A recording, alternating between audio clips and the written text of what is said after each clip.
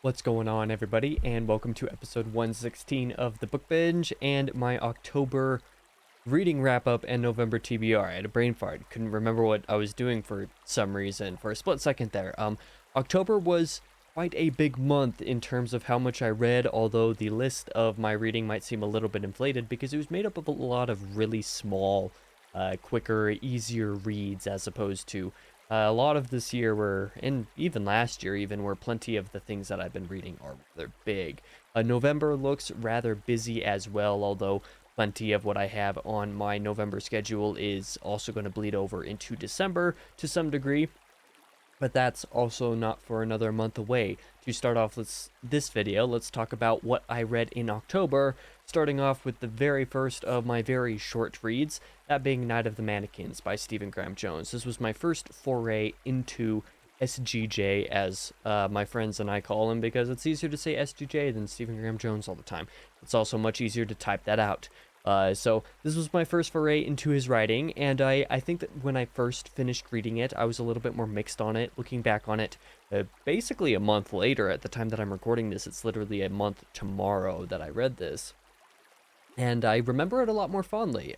What I got with the novella, I guess, the first time I read it, wasn't exactly what I was expecting, and in some way wasn't exactly what I was wanting, so I was left a little bit underwhelmed and disappointed compared to what I was hoping for. But looking back on it now, I see what was going on and find what Jones was actually writing about a lot more compelling than the me of a month ago was initially thinking with the book. So this was one that I enjoyed quite a bit. Next thing I did do was I finished my reread of Tales of the Sun Eater Volume 3.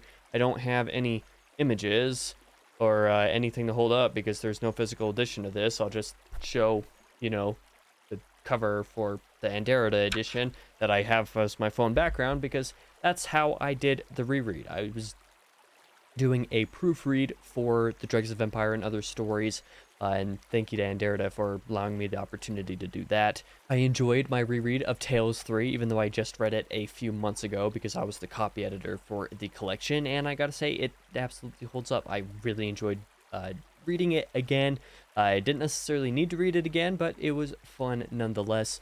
Next thing that I did attempt was I read the first half of Flesh Boy. This was basically my first intentional DNF up to this point. I was not super enthused by what I was reading in the first half of this book, and I just wasn't into it, and that was basically it. I have a few friends who really like this thing. I was not a fan of what I was reading it, so I was like, you know what, I'm just going to replace this with something else because I am not in the mood to read when I think about that book. Instead, the friend that I was talking to about it advised that I try this instead because it's really short and a little bit more thought-provoking. At Night, All Blood is Black by David Diop. I really enjoyed this, actually. I didn't, love it, but I loved how ballsy it was in that it basically forces you to have to interpret it and go back and try to think about what you read in general once you get to the ending, because it's not a very clear ending at all. So I actually did a reading diary on this where I talked about all the spoilers and some of my ideas and theories about kind of what the end meant and kind of what sort of the thematic subtext to the book is. But I enjoyed this a lot more than I was enjoying Flesh Boy, so I'm thankful to Patrick for suggesting that I switch this into the schedule instead. After At Night, All Blood is Black, I'm just going to call that Annabib from now on, basically. That's so much easier to say. I did the book that shan't be named by Cormac McCarthy. Was not into this, not gonna lie. The first 15-30% of this book was truly terrible. I could not stand it. I was having a very difficult time. I was having another experience kind of like what I was with Flesh Boy, where I was looking at it and I just found it really hard to continue. Finally, it started to find its stride closer to 33% of the way through, right around a third. Starting to get a little bit more into the writing where it wasn't quite as bad. I was starting to actually understand a little bit of what was happening, I suppose. And I came out of this book at the end of it not really enjoying it. I wouldn't say I absolutely hate this thing. There were things that I hate about it. There were things that I enjoyed a decent bit about it. There were 1-star moments all the way up to 4-star moments. So there's 1, 2, 3, and 4 in there. I don't think there was anything in here that I would consider 5-star. There were a couple scenes that maybe would have been 5-star if they were written by pretty much literally any other author, because McCarthy's writing style is, man, it's definitely not for me, at least not the way that it was here. I had a really hard time just on principle enjoying reading this as a reading experience. But in terms of what happened, I didn't absolutely hate it, but I didn't really connect with it the way that I think I would have if it was written by any of my favorite authors, for example. So didn't love it, didn't hate it. Although I definitely lean more towards hating it than loving it, I will say. And a lot of that I will clarify, I think, is because if I were to think about The Road in, 5-10 years from now, what are the things that I'm going to remember the most about it? Am I going to remember, the couple of scenes that were actually pretty good, like in the bunker? Probably not. I'm probably not going to remember those specific moments quite as well as I'm going to remember how much I hated reading the book and how awful of a time I had with the first 15 or 30% of it. And so for that reason, it leans more towards that negative side for me. Next up, after The Road, I read another polarizing book, The Only Good Indians by Stephen Graham Jones.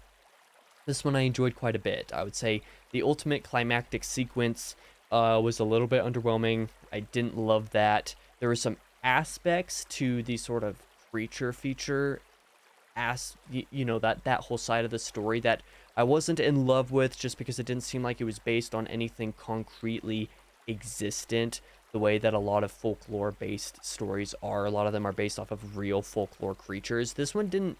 I don't think the creature in this book is actually based off of something real. I think it was made up, and so there wasn't something like really strong to connect to there. It had a great resolution for the way the book started, and I thought parts 1 and 2 were actually quite enjoyable, even if the climax was rather underwhelming. So I definitely didn't hate this thing. I don't understand the hate for it. I understand there are things that people might not like. I understand that there are things that people might strongly dislike, but the absolute, like, this is the worst thing that's ever been written in the world type of mentality that it seems a lot of people that I know have with this, I think it's kind of unwarranted. It's actually rather enjoyable for me all the way through. It's definitely my favorite of the Stephen Graham Jones books I have read. Next up after that, I took a quick day to read Mapping the Interior to make up for my DNF of Flush Boy for my Stephen Graham Jones special. I did release a video. Was that last week? I think that was last week at the time that this... No, it would have been like a week and a half ago, I believe. So, at some point I did a video talking about these Stephen Graham Jones books. This I did in a day to make up for it. This was one that I and my friends thought and were hoping would click with me more than any of the others did. Unfortunately, it did not. I think that might change if I were to reread it at some point, but I'm not sure if that's going to happen. The general thing is, the first 15-20% of this, really good. I really liked what was going on. I liked the picture that it was painting of how, say, a child might, deal with grief or deal with the loss of somebody who they don't really understand why they're gone all of a sudden, and kind of, the habits that somebody might get into to convince themselves that somebody's coming back, or they couldn't have just disappeared, they're out there somewhere, that kind of thing. I really liked the first 15 or 20% of this. Beyond that, I feel like it kind of lost the plot a little bit. It went places and did things that I didn't really understand. It didn't really do what the back paragraph in the book says. Like, this basically doesn't happen until the last, like, 20% of the book or something like that. And aspects to this paragraph are actually inaccurate, in fact. But, I wanted to like this book. I unfortunately didn't. I didn't, give it a 1 star just because I really liked the beginning of it, and I'll remember the beginning fondly. But because it's so short, I think someday I will go back and reread this, knowing, sort of the contents of it, so that I can maybe get a little bit more out of it the next time, knowing what it is. Next up, I actually have to pull one of these books out. I made an agreement with somebody that I would finish Flush Boy if they finished something else, so I did actually go back and read the last 2 parts of the book, and I kind of wish I didn't, all things considered. This was the first book that I rated 1 star on Goodreads, and I will say this: that's not actually because I hated anything about Flush Boy, it's because there was nothing that I liked in it, if that makes sense. I would say the overall balance of Flush Boy is better than the balance of Mapping the Interior. It was more consistent anyway, but Mapping the Interior had much higher highs, but it also had lower lows. Flush Boy was just kind of flat the whole way through. I found it really boring, uneventful. I didn't connect to any of the characters. The setting didn't make sense to me. None of the events really mattered. There were just a handful of things about it that had a slight positive spark to them, but were, so little that it just didn't do anything for me. So I mostly feel bad that I kind of wasted my time on this one, or feel like I wasted my time on it. It's so short that it feels weird saying that I wasted my time on it, but it does feel like it for me, unfortunately. And finally, to cover the end of what I read in October, I told you I read a lot of things, even if they were all short. I finished up my Queen of Mid, or I actually just completely did my Queen of Mid Ashes reread. I've been rereading a lot of Sun Eater stuff for various different reasons. I got through Queen of Mid Ashes, and I would say I appreciate it a little bit more than I did the first time around, as being one of my bottom three things in Sun Eater, generally speaking. Tales Volume 2, Queen of Mid Ashes, and Empire of Silence being those bottom three. I would say it still lands in that bottom three for me, but there's a lot of stuff in here that I caught uh, as like foreshadowing and kind of references to future books in the series, which references that are a lot deeper, a lot more specific, and make sense when you remember that Queen of Mid Ashes, I think, was written after Ashes of Man, I believe. So that all makes sense. I definitely enjoyed it and appreciated it a little bit more the first time, but I didn't necessarily love it quite the same way. Either way, that is what I read in October. Let's talk about my book of the month. As we've kind of gone over the books, this is probably one of my least certain picks that I've ever had to make for a book of the month up to this point. A lot of times you can kind of tell based off of how I'm talking about a book which one is going to be it, or you can guess between one or two which one's going to be it. Unfortunately, this time around, I don't think I have a solid pick. I'm going to go between two of these just because they're the two that I think make the most sense for the pick. I guess The Only Good Indians could be my book of the month. I would say that the majority of it was probably the most substantial thing that I read besides Queen of Mid Ashes, and I'm not going to count the Sun Eater rereads for this. But this being the most substantial thing and having the most, content that I really enjoyed in it makes it definitely applies for this position, in my opinion. And even though there was some stuff about it that I didn't love, it was the one I outright enjoyed the most. But the other pick that I'm going to go along with at the secondary pick is Annabib, because it was very thought-provoking. The fact that it forced you to think about it definitely counts for something. And the fact that I did enjoy it and it made me think, and I wanted to think about it after reading. It wasn't just one of those like, oh, that was confusing, that was bad, and throw it off to the side. It was like, oh, that was confusing. How can I make it less confusing? Thought about it. So I have to give it props for that. So those two are going to be my picks for book of the month, but I guess Night of the Mannequins wouldn't be a bad choice either. Kind of thinking back on it a little bit more, but any of those three picks, I guess, could make this slot. I'm not going to pick any of them, just outright, because I don't feel like any of them deserve that. Quite frankly, that sounds a little bit harsh, and I guess it kind of is, but I read so much, and I don't think I had a single 5-star read in what I read in October, so that kind of says something. It was very mixed, like I said.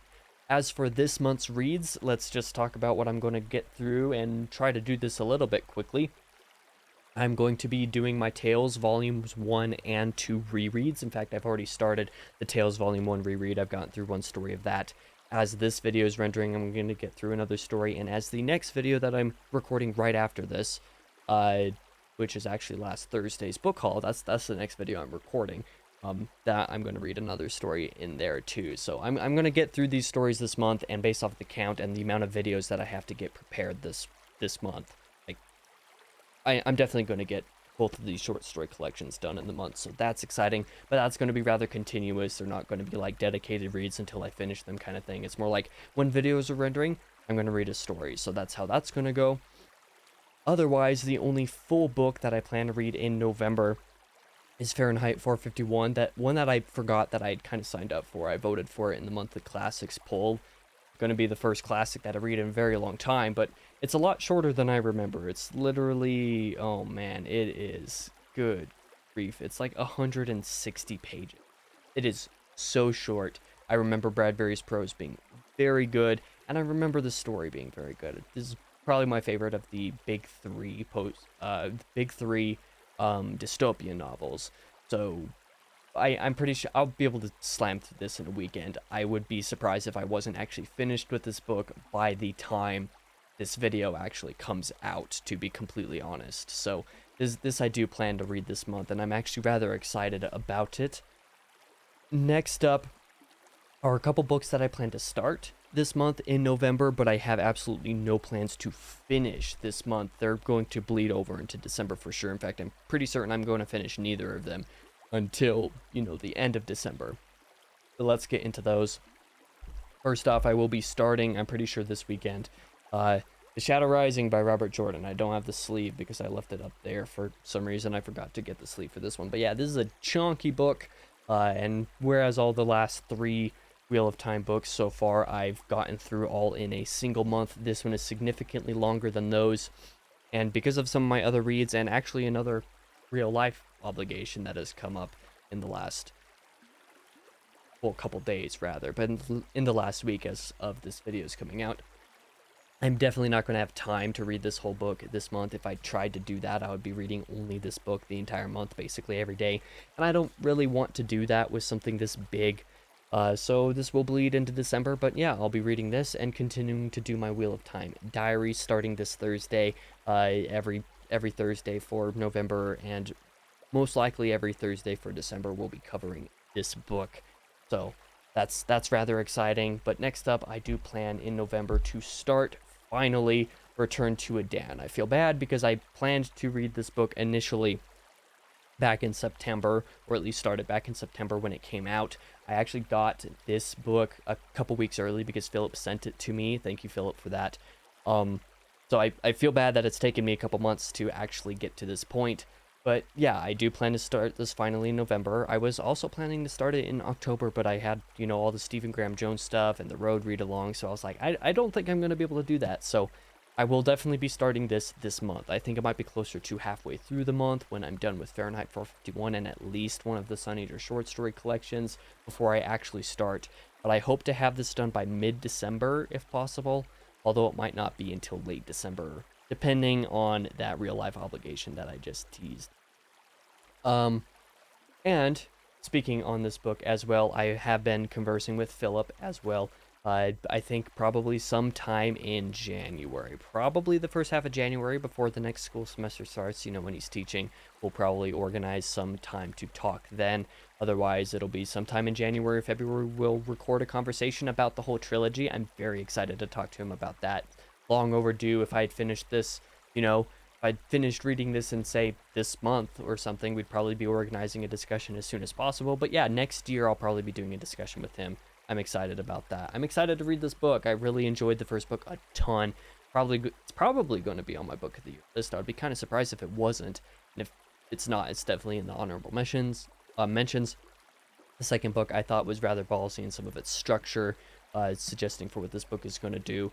But based off of what other people have said about this book, I'm fairly confident that I'll enjoy this to a level of the first book, if not more so, and I'm excited to see if that holds true. But with that being said, this has been a very long reading wrap-up in TBR, probably my longest in months, if not since like middle of last year or something like that. So I'm going to pretty much stop rambling. Thank you guys for watching. Let me know what you're excited to hear me, or what you're excited to see me read, or what you're excited to see my thoughts on. If you're here for Wheel of Time, yeah, those diaries will be starting up on Thursday. I'm excited for that. In fact, maybe by the time this video comes out, I've already recorded a diary. Who knows? Either way, I will be seeing you on Thursday for the first Wheel of Time diary. Not entirely sure what's coming out after that. I totally forget because I'm having to make some of this stuff up on the fly, but I'll see you in the next video regardless. Thank you for watching.